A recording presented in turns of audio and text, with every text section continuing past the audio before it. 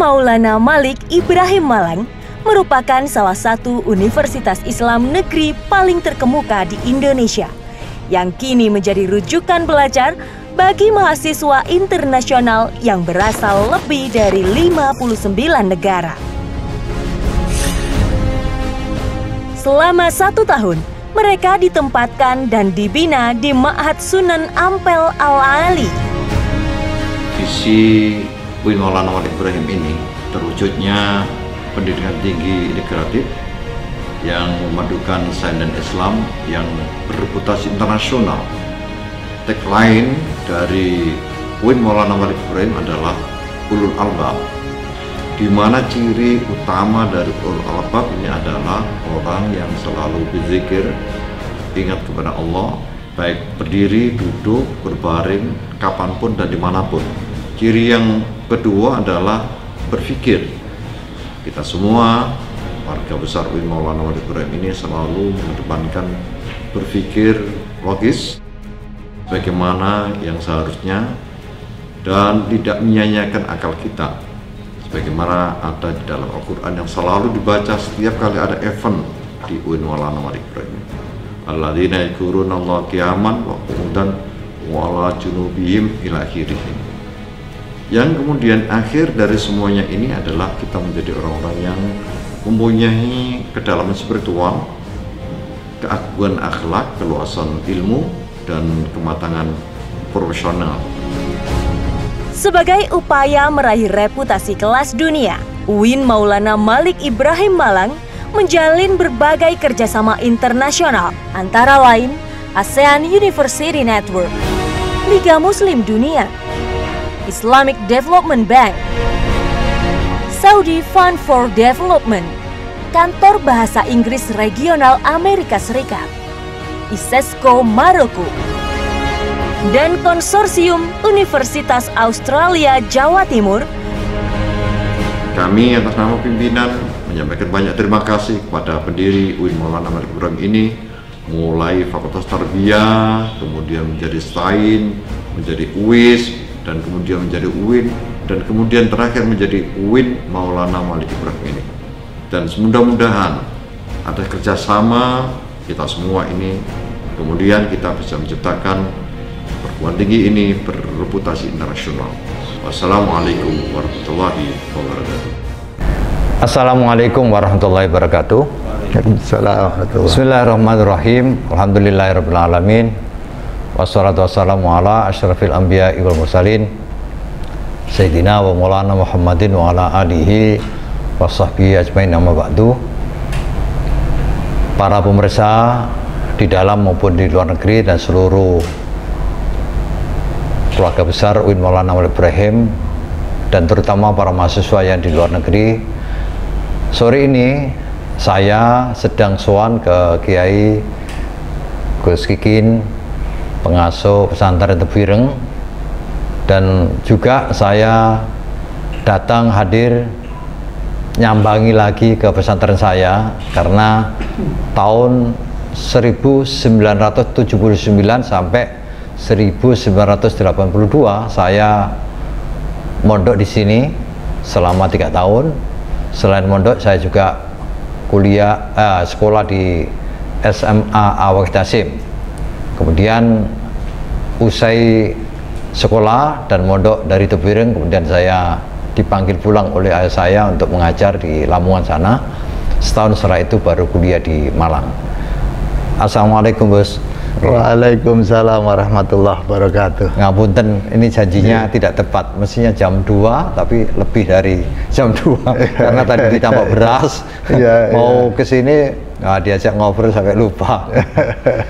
Alhamdulillah, Gus, sehat nggih? Alhamdulillah sehat. Alhamdulillahirabbil alamin.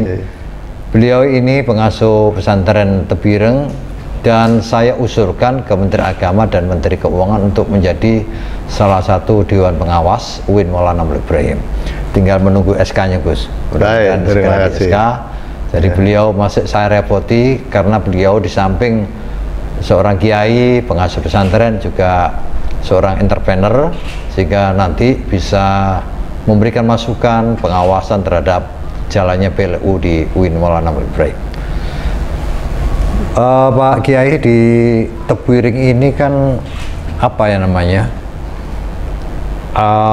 santri dididik untuk menjadi seorang yang mempunyai paham moderat, dan itu sejak zaman pendiri dulu, Kiai. Betul. Sejak zaman Kiai Hasyim Asy'ari. Betul. Dan sekali waktu saya sowan ke Pak Kiai, ditunjukkan ternyata Kiai Hasyim Asy'ari itu seorang yang amat sangat produktif dalam menulis kitab, menulis buku. Dan betul-betul ini menjadi panutan bagi seorang akademisi. Oleh karena itu saya juga meniru sedikit-sedikit itu. Betul. Mungkin bisa diuraikan Pak Kiai tentang Tebuireng ini.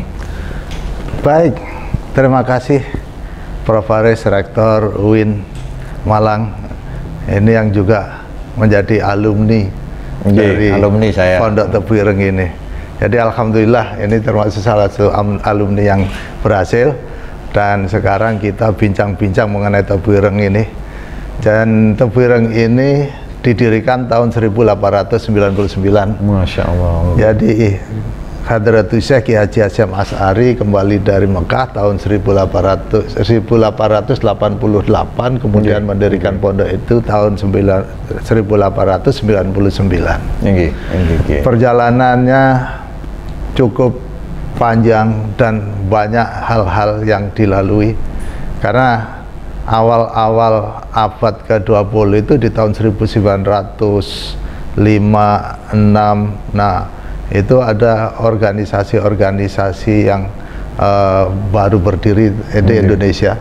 Karena semangat kemerdekaan, banyak organisasi dibentuk, mulai dari Syarikat Dagang Islam, kemudian ada Budi Utomo, kemudian ada Muhammadiyah, kemudian ada Jadi Syarikat Islam.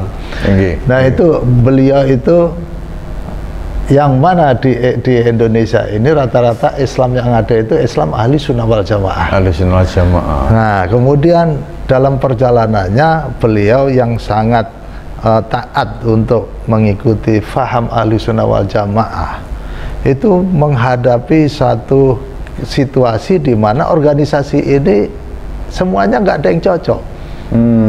Kemudian akhirnya beliau berusaha bagaimana caranya supaya Islam ahli sunnah wal jamaah ini yang sudah sekian lama, sudah sekian abad dianut faham ini oleh leluhur kita, itu tidak bingung.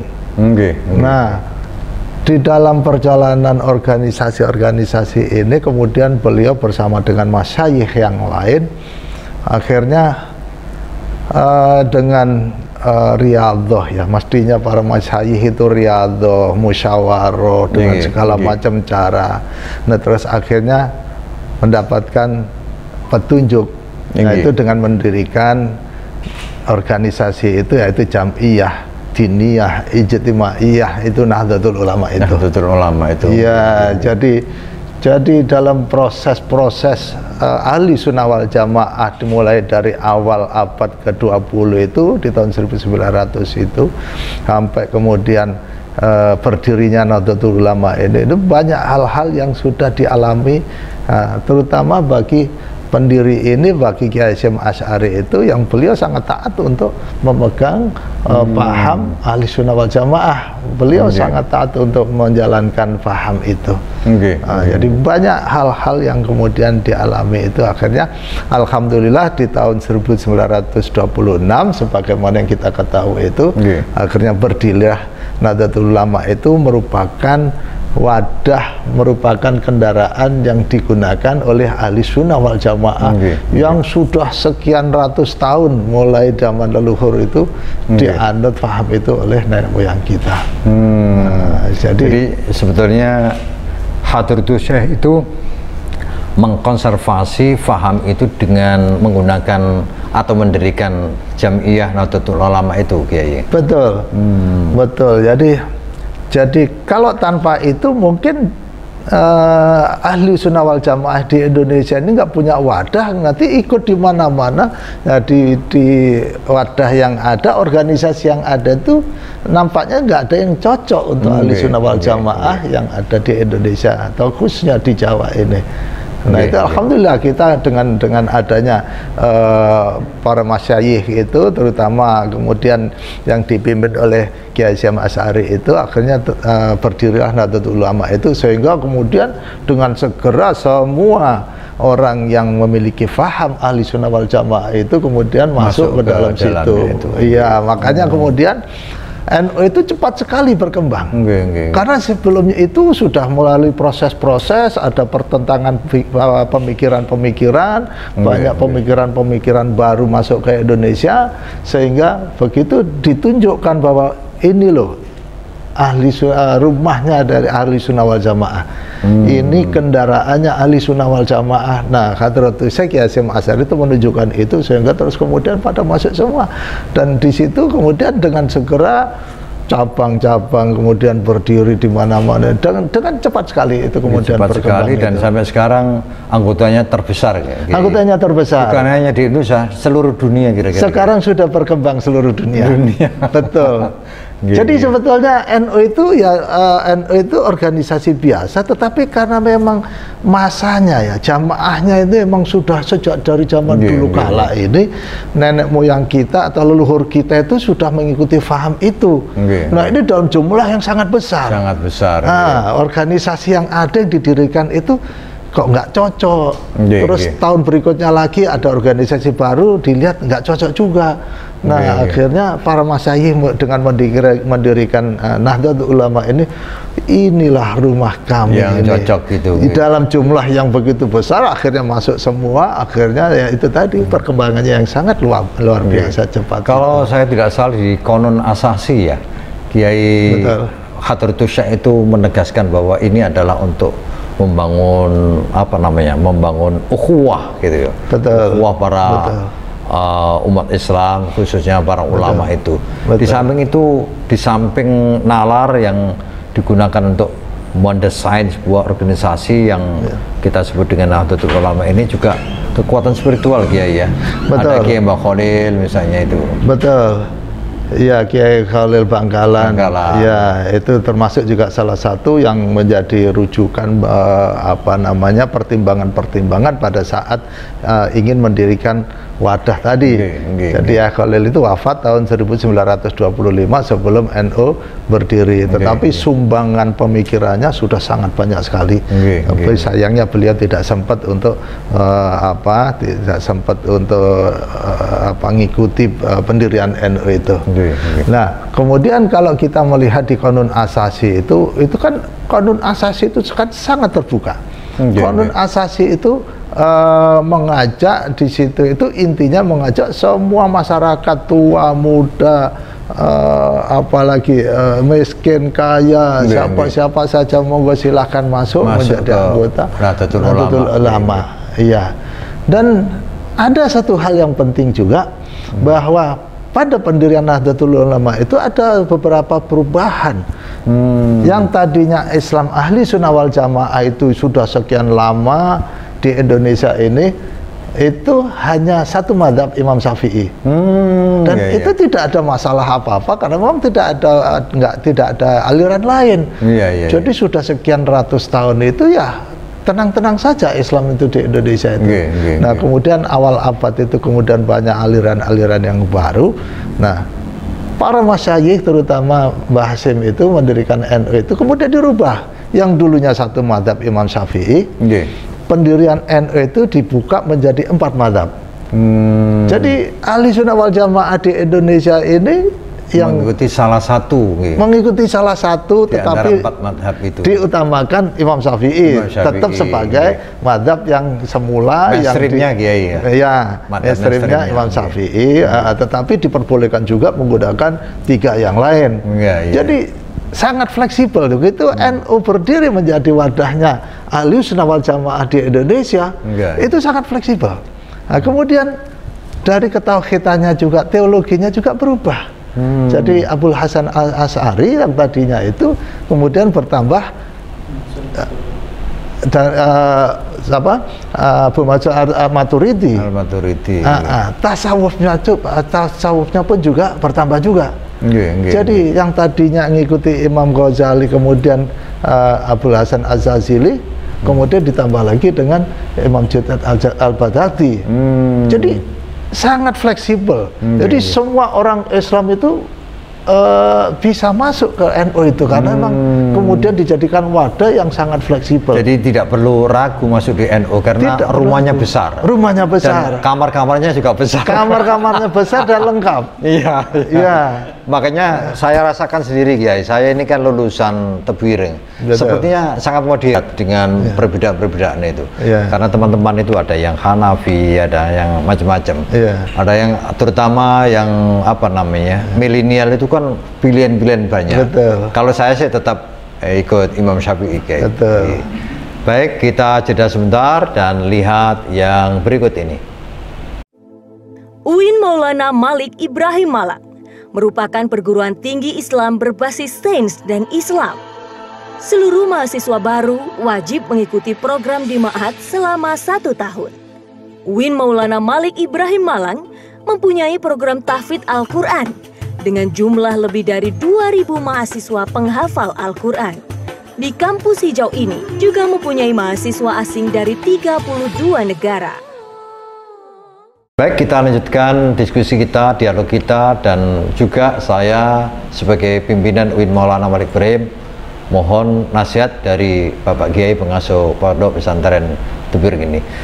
Pak Kiai, kemudian NU ini berkembang lebih banyak justru ditularkan lewat pesantren, pahamnya Kiai. Betul, ya. betul. Pesantren seperti Tebu Ireng, Tambak Beras, kemudian Denanyar, Darul Ulum, dan seluruh di Nusantara ini hampir seluruhnya model pemahaman keagamaannya seperti yang diajarkan oleh Kiai Hasyim Asy'ari. Ini kan kemudian ini match dengan apa ya? Sebagai bangsa Indonesia kita tidak akan mempertentangkan antara ajaran agama dengan apa namanya kebangsaan kita, Kiai ya. Betul. Jadi ini yang kira-kira apa ya? Yang sinergi, yang saling mendukung, bahkan paham ini yang akan menguatkan NKRI gitu. Bahkan yang membuat apa istilah NKRI harga mati itu NU juga gitu. Betul. Iya, betul. Jadi itu gambaran bahwa pada saat mendirikan NU itu semua orang itu diajak masuk. Apa artinya? Jadi Kiai Hasyim Asy'ari itu emang sangat menghindari perselisihan. Bahkan beliau itu ada satu apa namanya, ada satu wejangan orang Islam itu kalau udah komit dengan keislamannya, ada perbedaan madzhabiyah, furu'iyah itu janganlah menjadikan perpecahan di antara orang Islam. Luar biasa. Jadi beliau itu sangat menghindari perselisihan apalagi perpecahan. Nah, itulah yang kemudian menjadikan semangat ukhuwah. Masya Allah. Nah, semangat ukhuwah ini kan menjadi modal daripada kita bernegara, berbangsa. Iya. Jadi tanpa ukhuwah itu kira-kira tidak bisa kita mengusir Belanda, Kiai ya. Tanpa ukhuwah mungkin itu nanti ceritanya akan beda lagi. Justru yang mempererat antara suku Jawa, suku Kalimantan, suku ini justru paham agama ini ya, ukhuwah ini Kiai. Betul. Betul. Jadi berarti itu faham yang sudah cukup lama, itu faham Ahlussunnah wal Jamaah. Memang dari dulu itu memang membangun ukhuwah. Nah, itu yang kemudian diperkuat lagi oleh Kiai Hasyim Asy'ari itu pada saat pendirian NU. Nah, itu yang saya berpikir barangkali semangat ukhuwah ini yang menyatukan negara Indonesia itu sehingga pada saat dulu melalui penjajahan Belanda masih begitu merdeka, masih utuh. Jadi nggak terpecah-pecah sampai sekarang ini.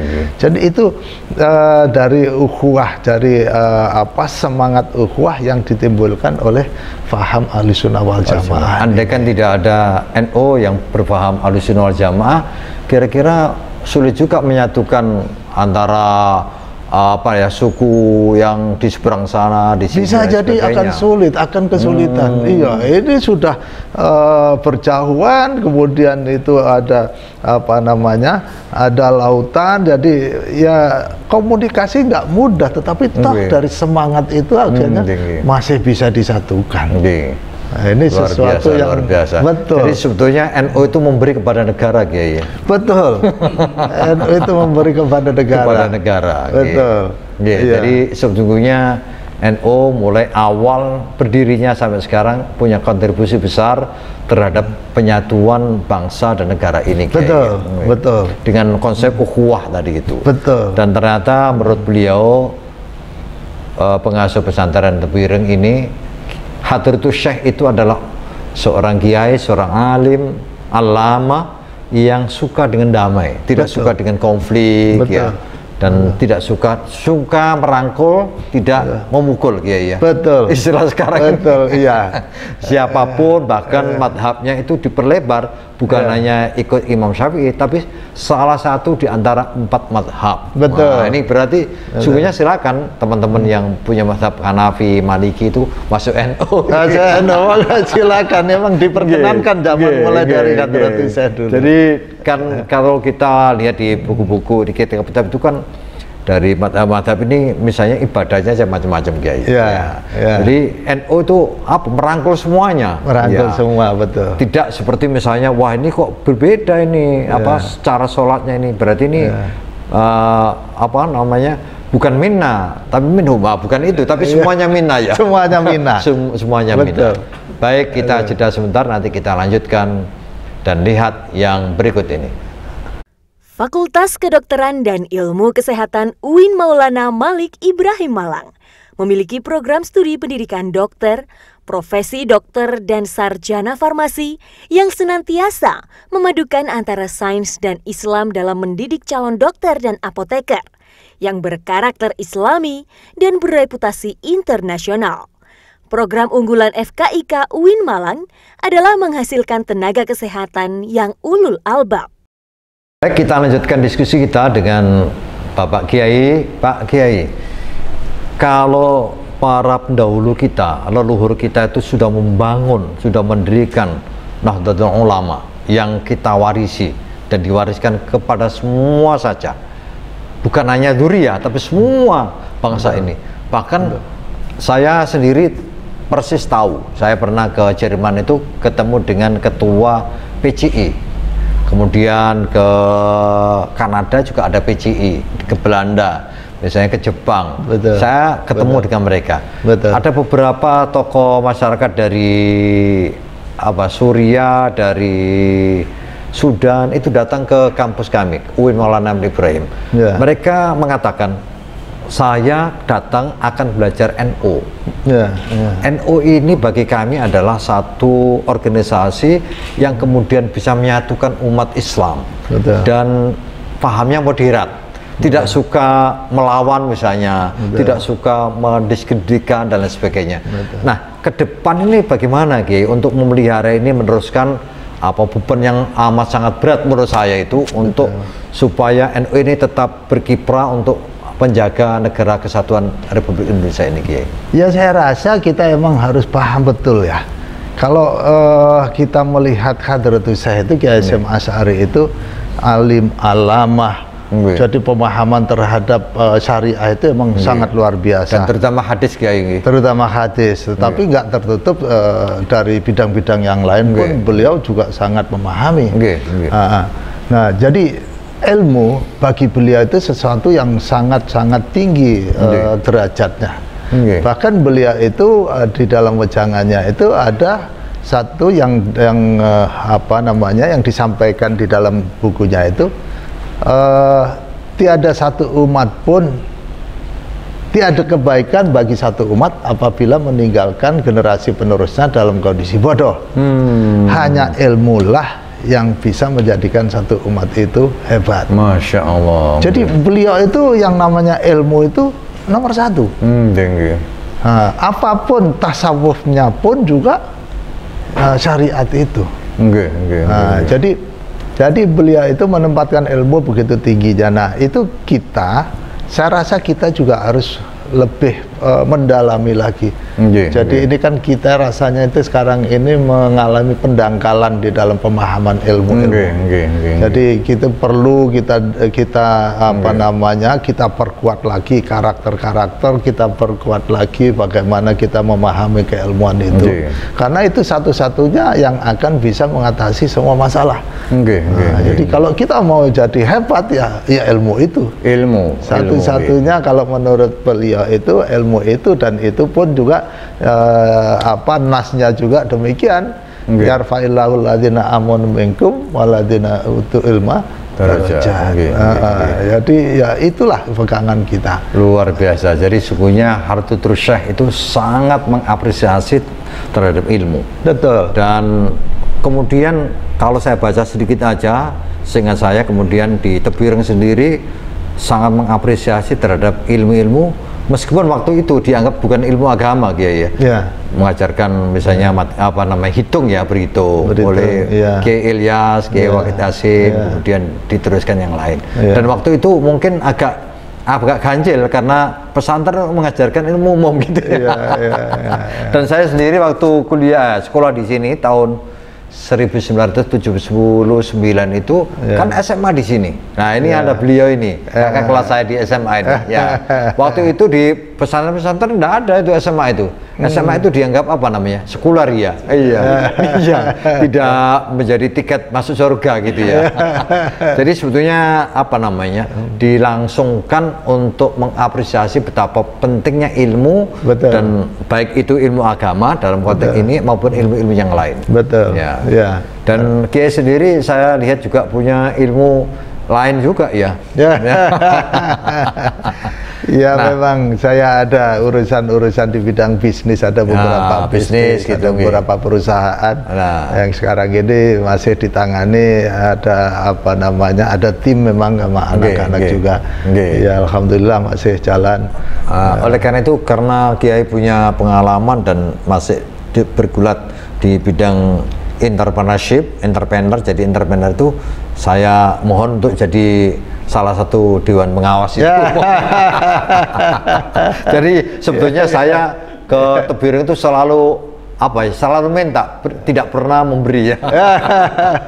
Baik, kita jeda sebentar dan saksikan yang berikut ini. Pasca Sarjana UIN Malang memiliki 11 program studi magister dan 3 program studi doktor.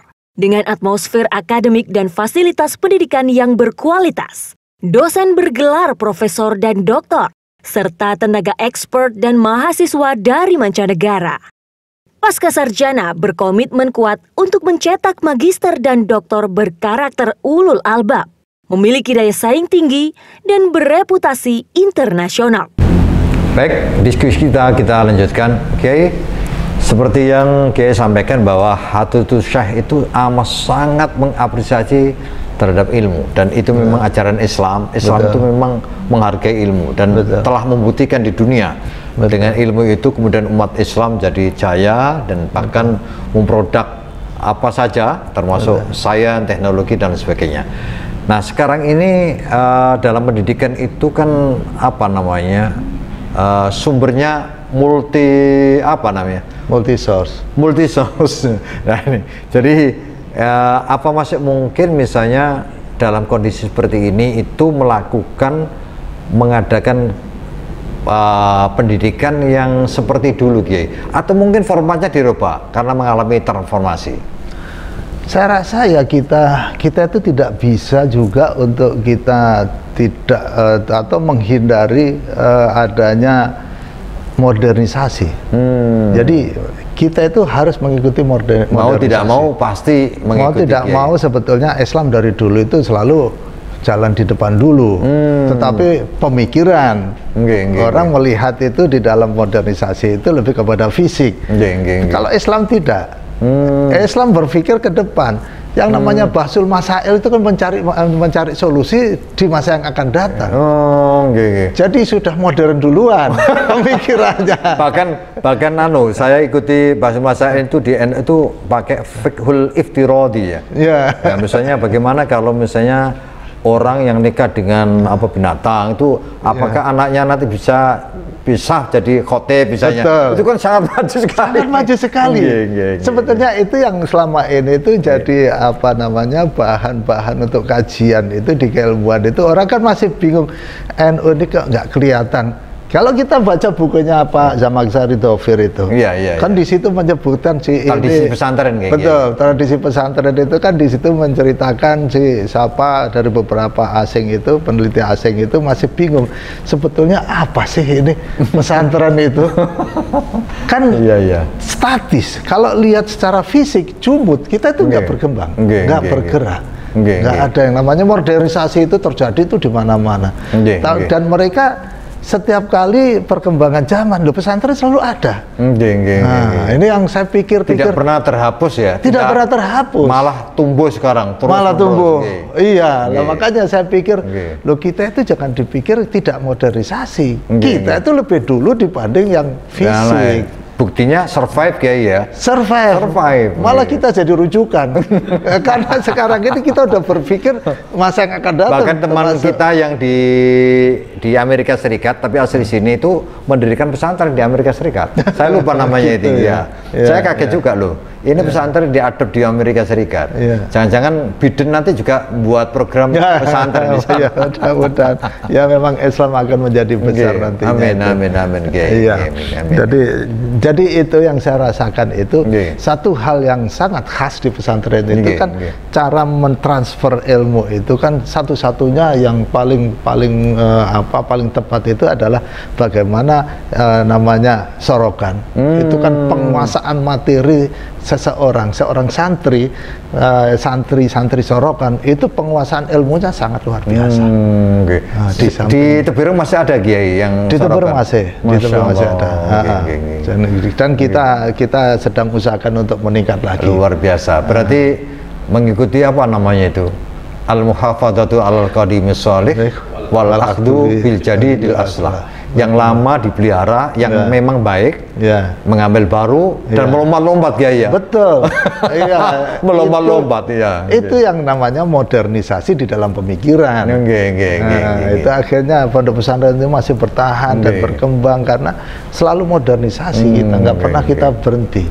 Ada masalah baru, masuk basul masail, ada solusi. Nah, solusi itu kan pasti untuk masalah. Dan bahkan seorang presiden pernah dari seorang santri dan kiai. Iya, betul. Dan sekarang wakilnya juga kiai ya. Dan itu alumni Aliyah sini. Iya, alumni Aliyah tahun 56 apa. Jadi Kiai Ma'ruf tuh dari Tebireng ya? Dari Aliyah Tebireng dulu. Dari Aliyah Tebireng ya. Iya. Sanawiyah Aliyah ya. Sanawiyah Aliyah. Kiai Ma'ruf Amin wakil presiden Republik Indonesia yang sekarang itu alumni Tebireng ya. Alumni Tebireng Sanawiyah Aliyah. Saya diminta untuk memberi surat keterangan bahwa beliau pernah sekolah di sini ya. Nah, saya baru tahu ini. Yang saya tahu bahwa saya aja yang dari alumni sini. Jadi kalah tinggi sama alumni yang sana. Ternyata selain Gus Dur ya jadi presiden, tapi juga ada wakil presiden yang alumni dari Tebireng. Ini juga sumbangsi Tebireng atau NU atau santri atau umat Islam terhadap negara. Betul. Iya. Baik, kita jeda sebentar dan lihat yang berikut ini. UIN Maulana Malik Ibrahim Malang, salah satu perguruan tinggi agama Islam terbaik di Indonesia, mewujudkan pendidikan tinggi integratif dengan memadukan sains dan Islam yang bereputasi internasional. Mari bergabung bersama UIN Maulana Malik Ibrahim Malang, mencetak sarjana berkarakter ulul albab dan menghasilkan sains dan teknologi yang relevan dan berdaya saing tinggi. Pemirsa dimanapun berada, ini sesi terakhir dialog kita dengan Bapak Kiai, dan mungkin kita fokuskan apa yang mungkin dikerjasamakan antara UIN Maulana Malik Ibrahim dengan Pondok Pesantren Tebireng. Bukan karena saya alumni Tebireng, tetapi memang UIN Maulana Malik Ibrahim adalah perguruan tinggi yang menggabungkan antara dua sistem pesantren dan sistem perguruan tinggi. Maka sebuah keniscayaan kalau UIN Maulana Malik Ibrahim harus bersama-sama pesantren. Kiai, di UIN Maulana Malik Ibrahim itu kan dibangun, didirikan oleh para pendirinya itu memang menggabungkan sistem pesantren dan sistem perguruan tinggi. Ini dibuktikan dengan 4 pilarnya, Kiai.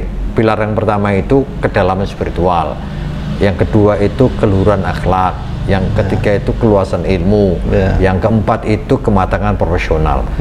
Dua yang pertama itu diadop dari pesantren. Betul. Karena memang di pesantren itu bukan hanya mengumpulkan ilmu, tetapi ilmu itu kemudian diamalkan. Betul. Yang kemudian berefek kepada kedalaman spiritual. Betul. Dan juga keluhuran akhlak.